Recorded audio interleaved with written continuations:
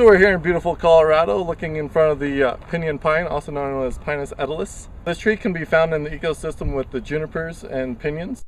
This pine has moderately stout needles that are 1 to 2 inches long. Needles arise in pairs from a papery sheath, which we call bundles. The needles are also slightly curved and pointed at the tip, as you can see here. These short green needles have little white ridges on the back of the inner and outer surfaces. Needles stay on the tree for 3 to 9 years. The cones are ball-like, 1 to 2 inches long, and broad when closed.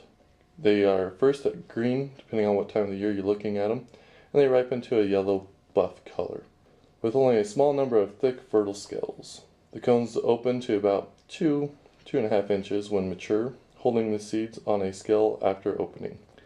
The seeds are about 1/2 inch long, with a thin shell.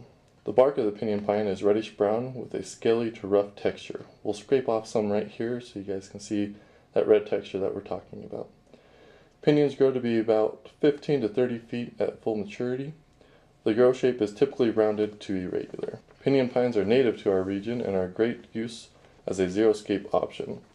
They are used for firewood and sometimes fence planks.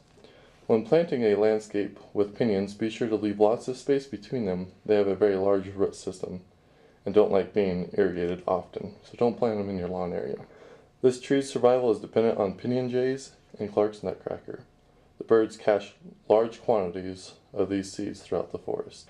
Disease and insects. This tree sometimes will get the black stain root disease, dwarf mistletoe, pinyon borer, ips, titmoth, nodule moth, and needle scale. Pinyon nuts are edible for people and animals. There is a market actually for these nuts.